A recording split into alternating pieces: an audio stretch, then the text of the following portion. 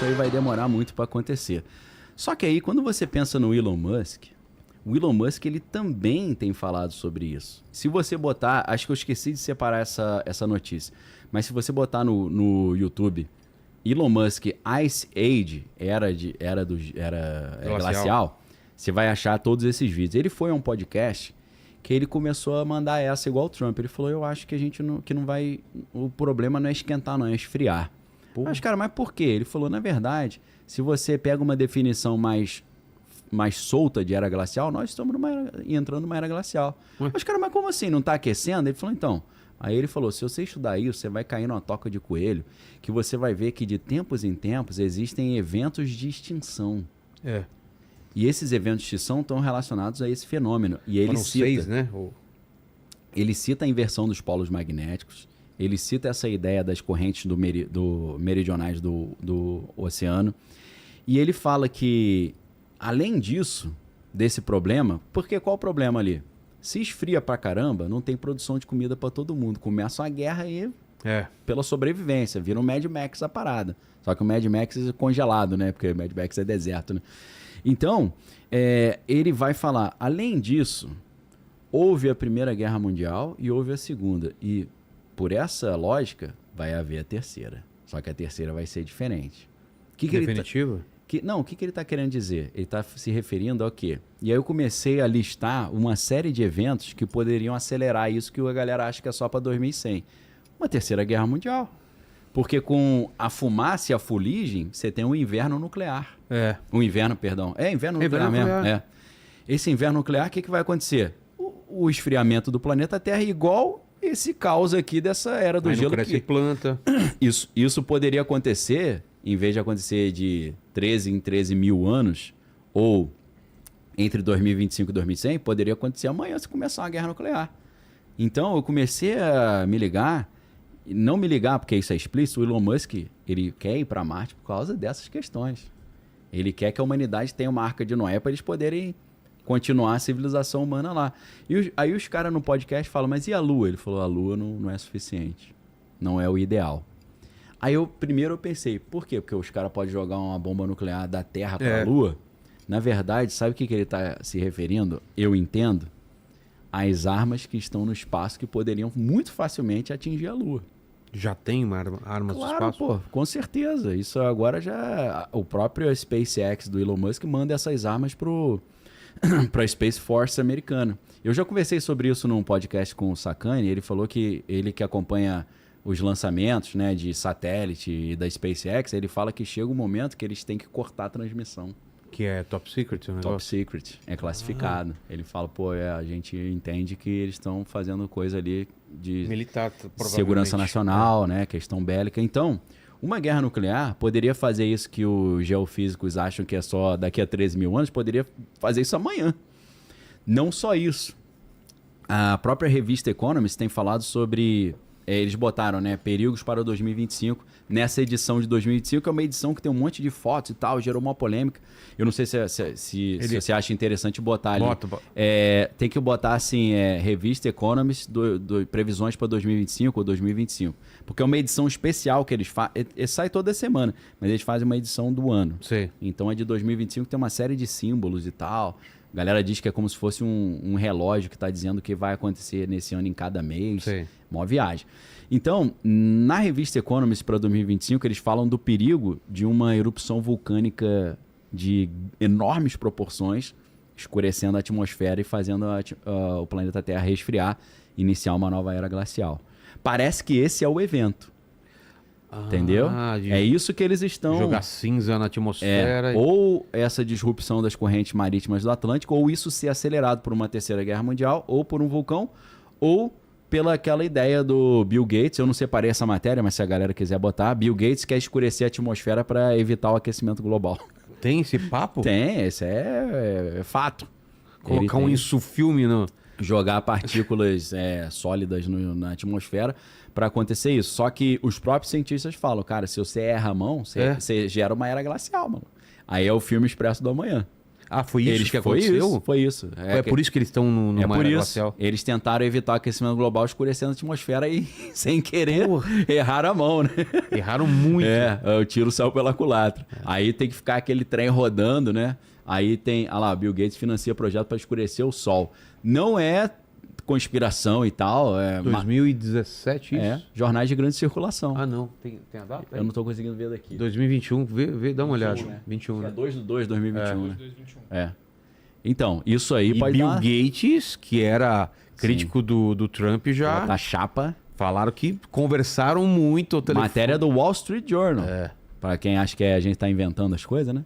E ele falou, ó, pra minha surpresa, a conversa durou 3 horas... Né? Minha filha mandou aqui pra mim falando que o filme é o dia depois da manhã. Né? Você tá falando errado já, tá me dando bronca que é só. Mas é o dia depois da manhã, eu vi aqui. É porque eu tava pensando, é com o Dennis Quaid. Ele falou, Dennis Quaid e o Jack... eu acho que é com o Jake Gyllenhaal também. Com os dois, Dennis Quaid, Eu tava tentando lembrar de Dennis Quaid, tinha esquecido. Dennis Quaid também entrou numa de falar uns trocinhos nessa linha aqui. Tá criticando a elite global. Virou meio teórico da conspiração. Sabia, eu até achei que depois dessa ele nunca mais ia fazer filme, mas ele fez a Substância. Não, vou aproveitar que eu vou dar... Tô segurando 2 informações aqui que vocês pediram. A primeira era essa, que era o dia depois da manhã, que o Jake Gyllenhaal que fez. Valeu. Mesmo. Obrigado, valeu. E a outra é que o Zelensky... Sim. Ele falou... Eram 177 bilhões. Aí, ó. Bilhões, cara. Falei 170. Ele falou que recebeu 75 bilhões e os outros 100... 100, galera... Cara, eu achei que era só a gente que fazia. Ficou em algum lugar, né? Achei que era só Brasil. Meu irmão, 100 bilhões. Imagina o cara, só, desculpa aí interromper. Não, agradecendo ao dinheiro, obrigado demais aí. Eu só recebi 75. É triste, mas é engraçado, né? Então, a gente quer comprar os tanques aí, mas os caras... Cara, não é possível, né, meu irmão? Os caras estão de brincadeira. E aí... Mas essa informação do Zelensky foi rápida, né?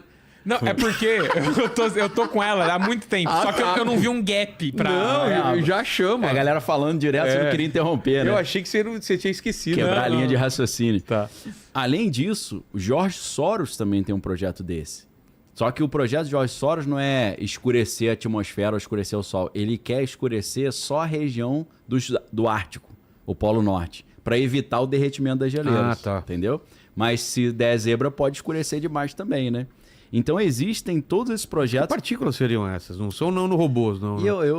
No caso do George Soros, no caso do Bill Gates, acho que são partículas sólidas, como se fosse uma poeirinha. Sim. No caso do George Soros, pelo que eu li, são partículas reflexivas.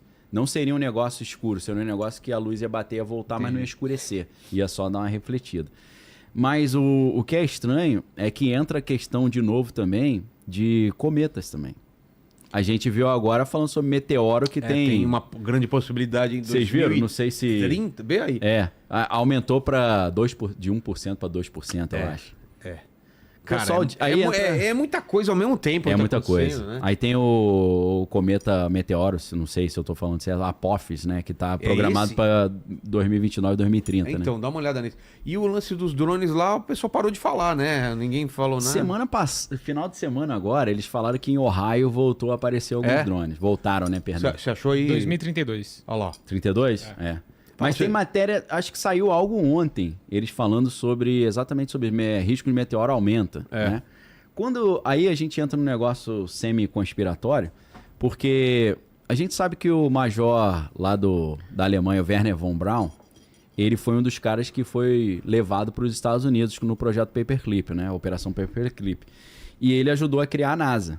Ele criava os foguetes para os alemães e ele criou a NASA lá. Inclusive tem gente que diz que ele sugeriu a NASA porque tem a ver com o grupinho dele original. Cara, né? Só faltava, né? Só faltava, né? Seria rir na nossa cara, né? Fazer uma palhaçada dessa. Mas aí o que acontece? O Wernher von Braun, ele trabalhava numa empresa chamada Fairchild Technologies, que ela era uma empresa aeroespacial, e a secretária dele se chamava Carol Rosin. Essa mulher é viva ainda. Essa Carol Rosin, ela deu uma entrevista, na verdade, uma palestra lá em 2001, em Washington. Tá na internet essa palestra. Se você botar Carol Rosin, sei lá, se você botar Carol Rosin já vai aparecer. Carol Rosin, R-O-S-N. Se você botar, vai aparecer o vídeo dela. ela fala que no leito de morte, o Wernher von Braun falou para ela, ó, serão criadas uma série de ameaças à humanidade para criar um governo único global. Uma tirania global. Sim. Eu não sei se eu vou falar a sequência certa, mas isso está no meu livro também, A Beira do Abismo. Ele falou, primeiro serão os russos, e aí tem a Guerra Fria, né? Já estava rolando, obviamente. Depois serão os extremistas islâmicos. Depois serão os países emergentes, ou os países de antigamente terceiro mundo. BRICS. Depois serão os cometas. Louco. Depois serão os alienígenas. E mandou essa pra ela. E ela contou isso porque era um evento de ufologia. Sei. Né? Então, quando eu vejo mídia falando sobre cometa, pode destruir a Terra, eu falei, o próximo é alienígena, depois já é o governo único global. Acho melhor ficar de olho, né? E aí, já que a gente está falando de Elon Musk e tal, entra aquela história estranhíssima de que o Wernher von Braun, em 1953, se eu não estou enganado, escreveu um livro chamado Projeto Marte. E nesse livro, ele é um livro de ficção, mas o sonho dele era colonizar Marte, não deu para fazer em vida, né? Mas ele meio que nessa ficção deixou um passo a passo de como isso poderia ser feito conceitualmente.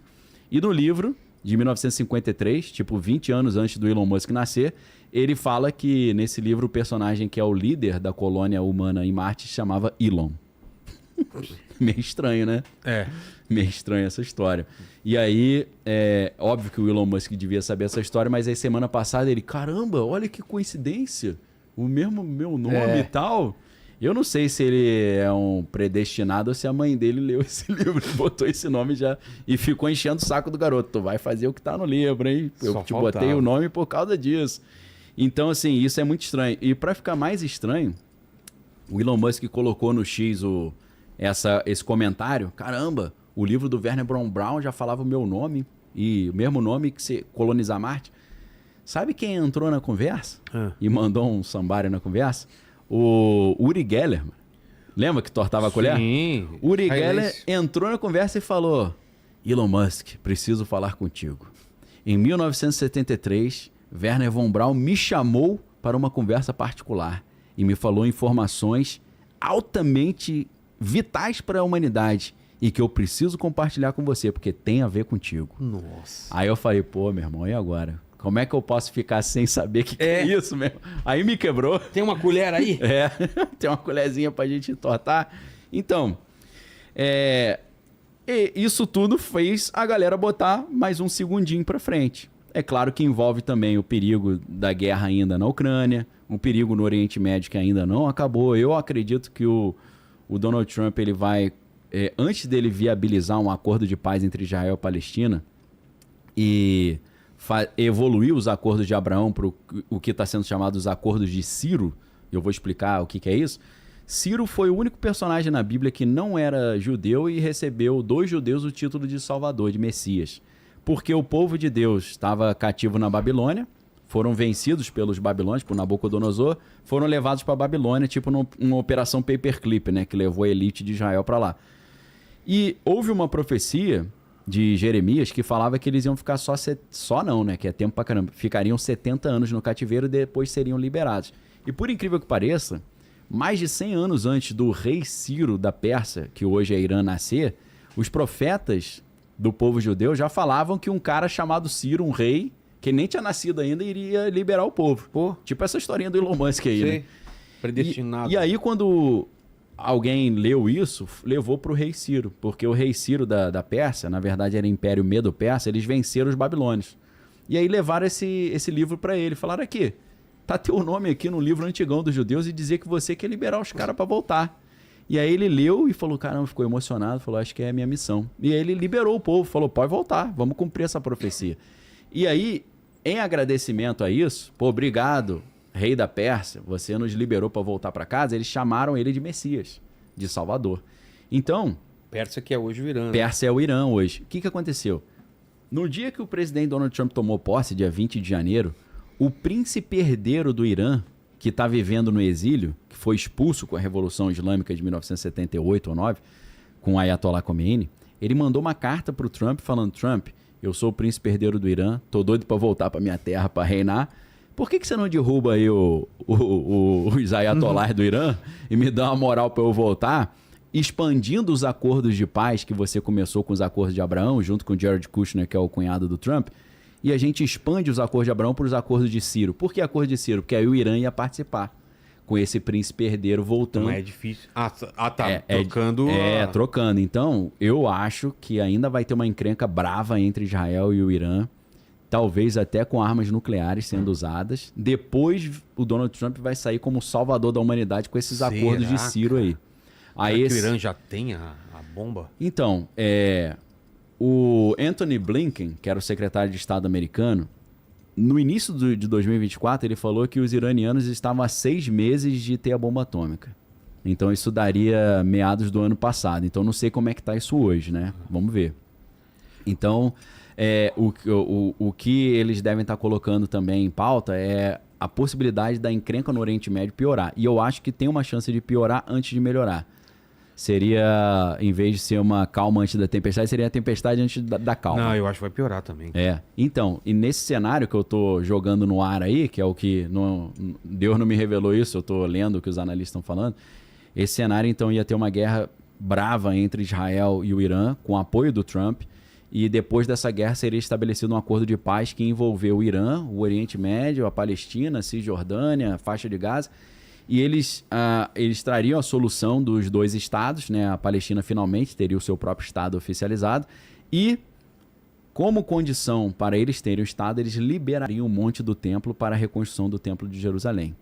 E aí profecias bíblicas importantes seriam cumpridas, só que tem uma preocupação porque é no mesmo lugar tem a mesquita, o Domo da Rocha e a mesquita de Al-Aqsa, né? São 2 coisas que tem ali, eles teriam que dar um jeito de tirar de lá, não sei como, né? Talvez seria um pré-requisito para fazer o acordo de paz. E se cumpririam profecias bíblicas, só que tem um problema.